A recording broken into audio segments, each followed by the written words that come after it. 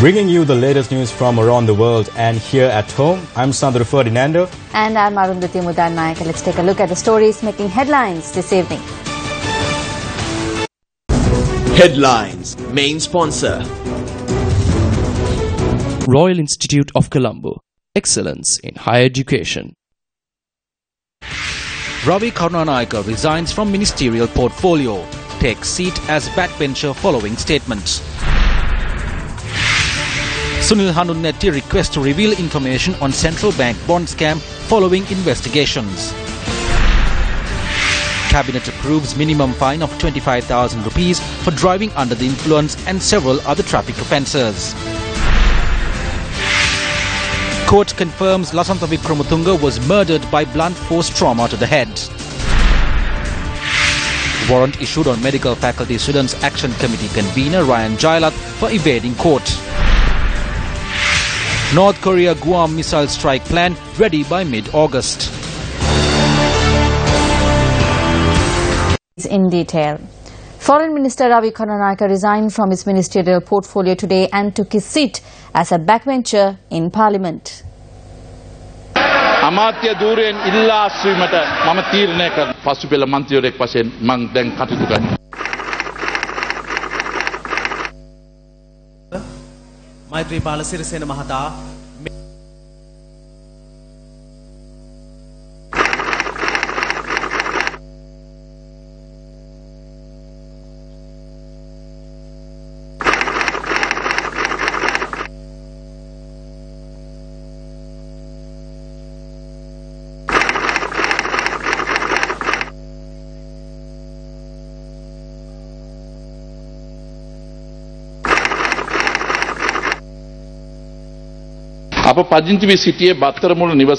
Due to renovations on our house in Battaramulla, we had to move to a different house. I do not have an official residence, so my family members searched for a new house. My family members told me that they had found a house belonging to the daughter of Nahil Vijaysurya, and we relocated to this house. Nahil Vijaysurya's daughter is a friend of my daughter's, and she had not been willing to lease the residence into the name of a politician. Therefore, my daughter had recommended that this house be leased under the company of Arjun Aloysius, who is a friend of both parties. The house was leased under the company name, and my daughter provided the money required for it. Thereafter, the owner of the house decided to sell the house, and our family company decided to buy the house. We obtained a loan from Ceylon Bank for this purpose. The allegations against me are baseless. I am not connected to any of them, and I will not be deterred by them. I feel that there is a conspiracy to destabilize the good governance government using the allegations against me. I feel that there is a move to stop the democratic activities of President Maitripala Sirisena and Prime Minister Ranil Wickremesinghe. Individuals rejected by the people, individuals with corruption allegations against them, and individuals linked to crimes are behind these conspiracies. They are trying to regain power in order to escape from being prosecuted. I will not allow conspirators to destroy the UNP. These power-hungry conspirators will not be able to break the government of good governance. We cannot allow the efforts to uplift the country from the authoritarian rule of the Rajapaksas to be disrupted. Therefore, setting an example, I wish to resign from my position. History will judge where I should be placed. I should also mention about the mental stress faced by my wife and children. Some individuals and media have engaged in character assassinations of my family. They are under a lot of stress.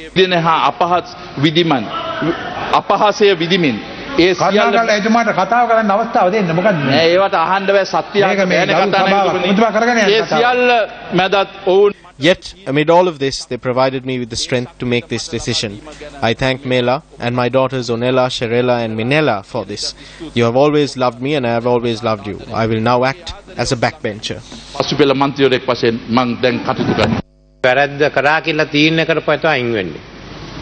Individuals usually resign when it is proven that they have committed a crime. But today, he set an example to prove that the government does not interfere with the investigations. Under Maitripala Sirisena, we have established good governance and we have shown how it is done.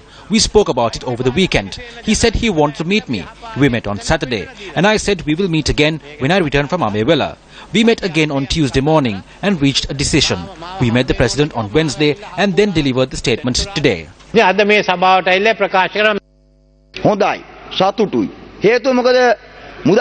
is good and we are happy because according to the minister he has set an example by resigning. However, the problem is that he did so when a no confidence motion was brought against him and it was certain that he would lose. It would have been better if he resigned well in advance. He was the sacrifice for the treasure, but we don't know the whereabouts of the treasure. We don't know who stole the treasure. The issue is the entire process. The allegations against him do not concern the damage done to the economy through the bond scam. This is like when a team investigating a murder comes across a rape case. The murder investigation is not yet over. The damage and losses caused through the murder are being investigated. Those responsible for the murder are being investigated. So we should also look into the murder. If there is another group who are rejoicing, saying that they are not rogues and that they are clean, then that is also a pointless act. We call on some members of the opposition not to get excited because they believe that they can use the resignation of a minister to cover up their cases of corruption and fraud.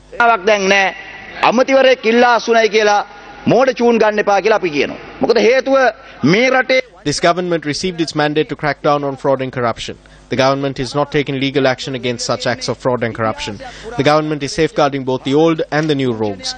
Ravi Karunanayaka is merely a sacrifice. I saw Rajitha Senaratne making a statement that the allegations against Ravi Karunanayaka are like the layer of an onion. In that case, we want to know how large is this onion.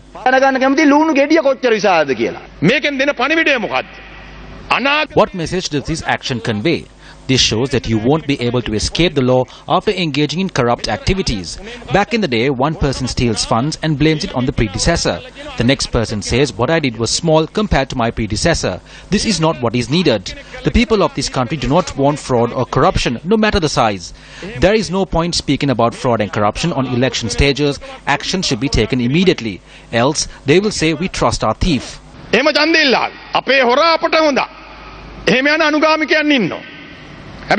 However, the general public reject this idea. This has not happened so far, but we believe that it will happen in the future. Watch the complete statement made by former Minister Ravi Karunanayaka in Parliament today on our sister channel Citizen TV at 10:30 p.m. tonight. Let's now listen to several views that were expressed in the political arena on the resignation of Ravi Karunanayaka. The evidence found by the Commission was confirmed by the evidence of Ravi Karunanayaka. This is not ours or anyone else's fault. He should know how to present the evidence.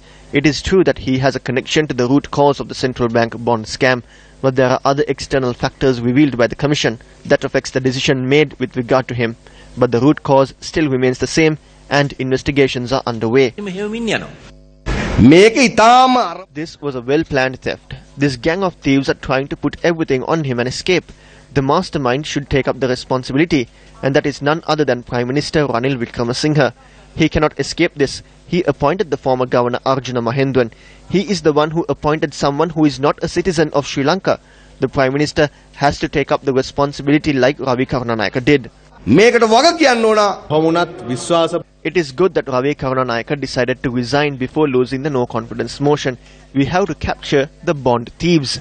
And with the resignation of Ravi Karunanayaka, those who were involved with this in the past have no right to relax and do what they please. We know the hassle to get them to appear before the FCID. They were the ones who slept in the parliament and protested opposite the bribery commission after they were summoned before the FCID. Whenever the wife of former president was summoned before the FCID, the Prime Minister gets a call asking the FCID officials to come wherever that is convenient for her. This shows the weakness of this government and how they misunderstood the public mandate. The public should not misunderstand this move made to step aside during this challenging time. This move avoided unnecessary situations that may have occurred in Parliament. What will happen to the no-confidence motion that was brought against Ravi Karunanayaka? Speaker of Parliament Karu Jayasuriya made the following remarks this evening. I would like to make an announcement about the no-confidence motion against the former Minister of Foreign Affairs, Ravi Karunanayaka, signed by 30 parties, including MP Dinesh Gunawardena. As Ravi Karunanayaka does not hold the ministerial position the motion was subject to, I would like to inform the Chamber that there is no need to present this proposal at present. Transparency International Sri Lanka has welcomed the resignation of Foreign Minister Ravi Karunanayaka following allegations of wrongdoing that have emerged before the Commission of Inquiry on Bond Issuances, but says that it should be an interim step leading to a criminal justice outcome. Issuing a statement today, the anti-corruption group noted that while such actions emanate from public accountability, TISL is mindful that there exist allegations of several offences of bribery and corruption, which must be dealt with using the full strength of the anti-corruption framework. In all instances of alleged bribery, TISL reiterates the need to remember the existence of a bribe giver and a bribe taker.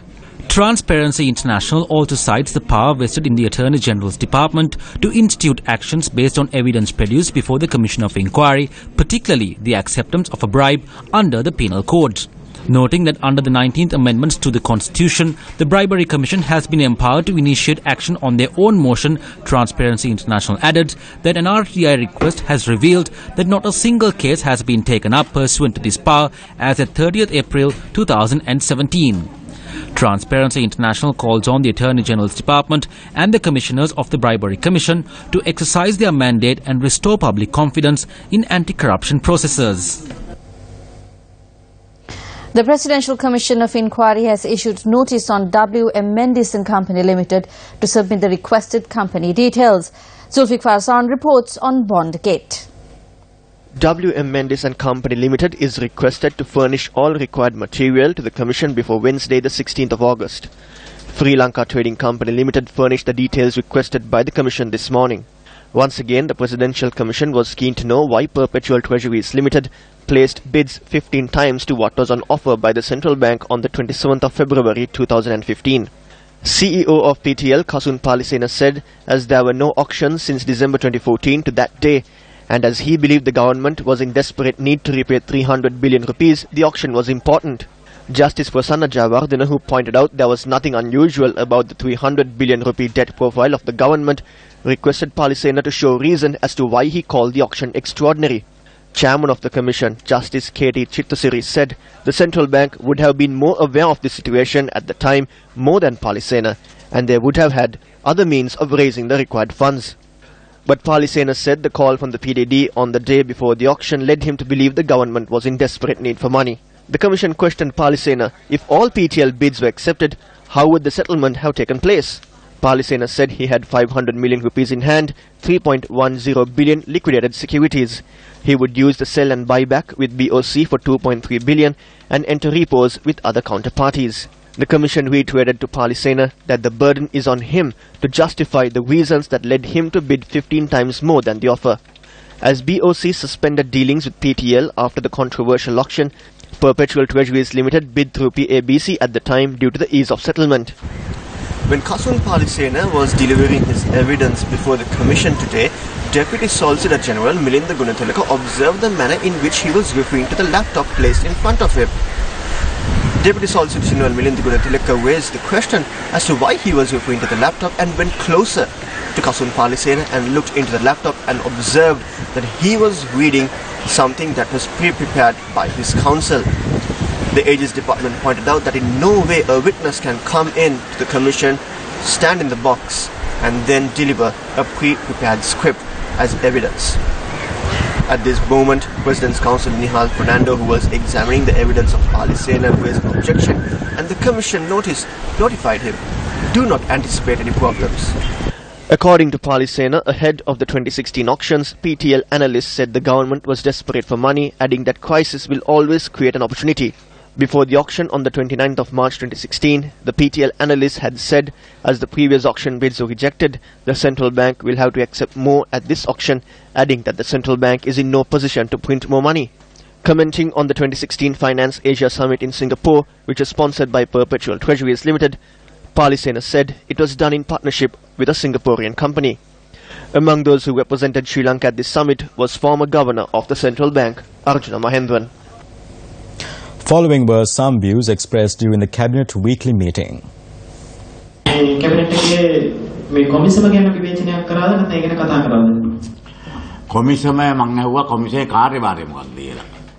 I asked what the duties of the Commission were. The Commission's duty is to inquire into the bonds. I still don't understand why this is a scam. The Commission has been appointed and must study this in depth. They should talk about this in great detail, or we need to seek assistance internationally to look into this. They have taken the mobile phones of those involved and their friends, but even if they find out about the conversations people involved had, How can they prove that this was a scam? They say that this will be extended every 3 months. Why are they extending this? Are they extending it to investigate about the bonds? If the Attorney General's Department can investigate about the minister within a few months, the FCID now says that there are more than 82 files to be investigated within a year. What is holding back this efficient Attorney General's Department from investigating the fraud and corruption that took place during the previous regime? We have a major problem about the Attorney General's Department for keeping these files for so long. They are not investigating anything about the previous government, and they are not releasing the results.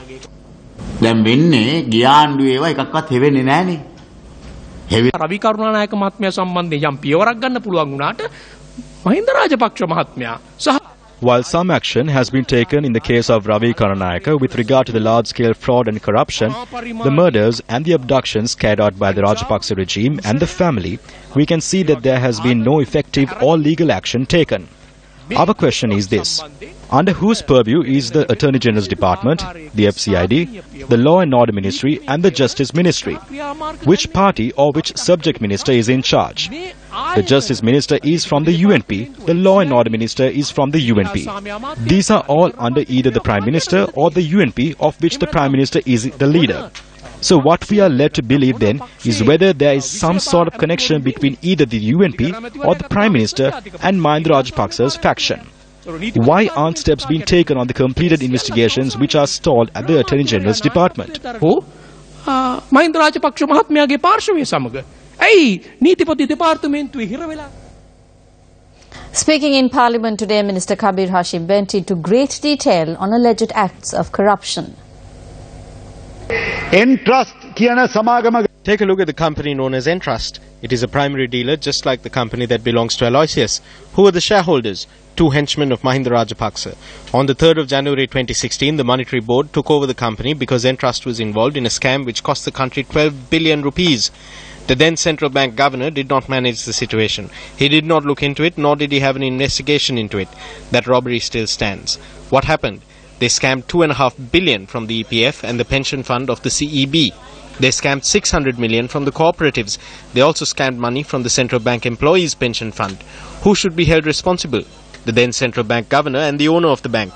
Then Governor Nivard Kabral's sister worked as a director in the company that belonged to Arjuna Aloysius. What did they use the money from Entrust for? They sponsored the Carlton rugby tournament and paid Yoshita Rajapaksa 11.1 million rupees through the player auction. They stole money from pension funds and used it for such activities. The Entrust scam is one of the biggest scams in our financial system. The non-performing loans given out to 10 persons through the Bank of Ceylon adds up to 2.28 billion. There are 15 non-performing bank drafts totaling 650 million.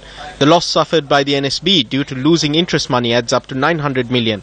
They engaged in pump and dump practices using funds from the EPF and ETF using a company known as Ceylon Grain Elevators. The company belonging to Aloysius was also involved in it.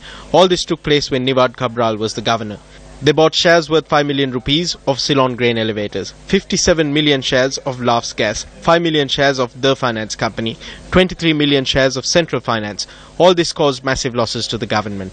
The Greek bonds caused a loss of 2.3 billion rupees. The hedging deal caused losses of over 134 billion. Who is responsible for all this? Presidential commissions were appointed for recent incidents and the Aegis Department is expediting the investigations. We call on the Aegis Department to appoint similar commissions for these crimes as well and take immediate action. Catch these thieves as well. Sri Lanka free against corruption. The island-wide anti-corruption movement launched by Newsfirst continued today.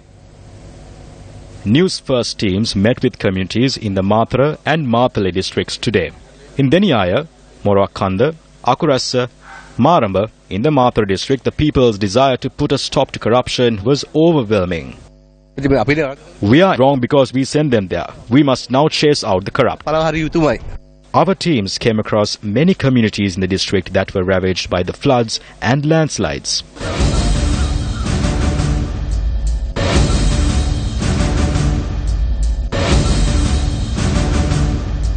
We received compensation of 100,000 for the deceased, but we only have 85,000 because they took 15,000 for the funeral. There were thieves in the past and now the present lot are becoming thieves. We need to chase away all the thieves and elect new faces who are good. If we are to live, then the thieves must be removed. Our team in the Matale district visited the villages of Devahuwa, Usana, Bulanavawa, the Dambula town and the Dambula economic centre.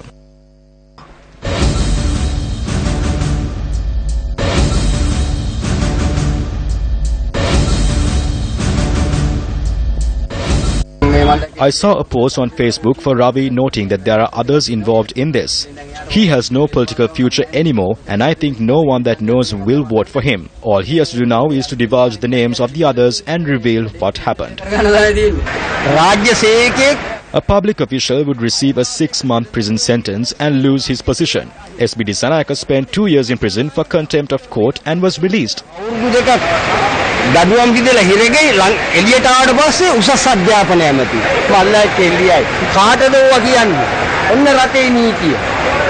Come back to the news. There was agitation in Parliament today when the matter of slashing some of the benefits was raised, prompting the Speaker to adjourn the sitting for several minutes. I wish to ask the Prime Minister the reason for slashing the benefits that are given to the poor families of the country. This has become a national issue. Minister SB Disanayaka has informed he will give an explanation to Parliament in 2 weeks.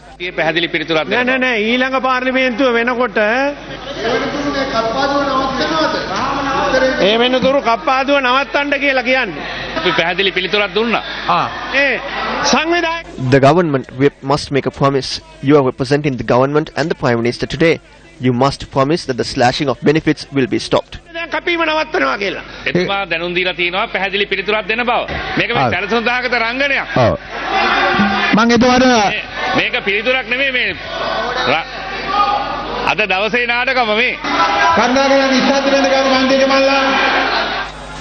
Please be silent. Do not obstruct the proceedings. I will convey this situation to Minister SB Disanayaka.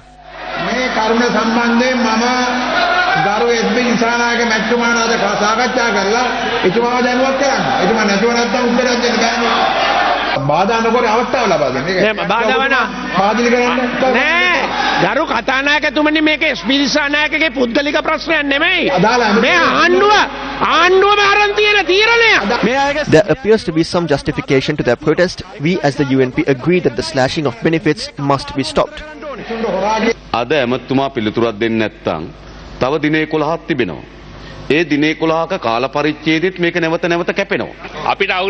It was slashed for 2 decades. We discussed this in the Cabinet of Ministers. Back then it was given to political associates. Now it is being given to those who actually need it. You are slashing and making recommendations based on the list given by the respective MP and organizer. I am aware that this is how it was done for the Hambantota district. I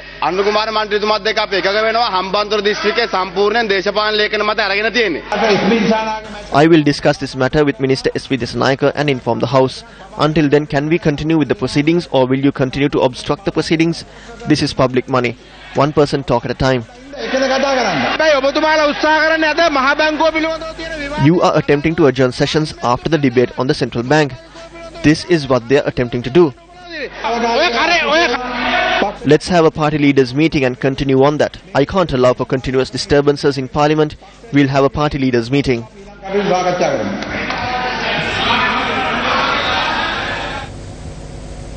Let's take a look at some of the decisions made during yesterday's meeting of the Cabinet of Ministers. Cabinet approved the proposal by Civil Aviation and Transport Minister Nimal Siripala De Silva to call for proposals to select an investor to build and maintain a hotel on a plot of land belonging to the airports and aviation company in the vicinity of the Bandaranaike International Airport. The Matala International Airport is being maintained at a loss, and the losses incurred last year amounted to about 15.6 billion rupees. The Indian government had put forward a proposal to transform this into a high-revenue airport through a public-private partnership. Cabinet approved a proposal from Minister Nimal Siripala De Silva to appoint a committee led by ministry secretaries to study this further.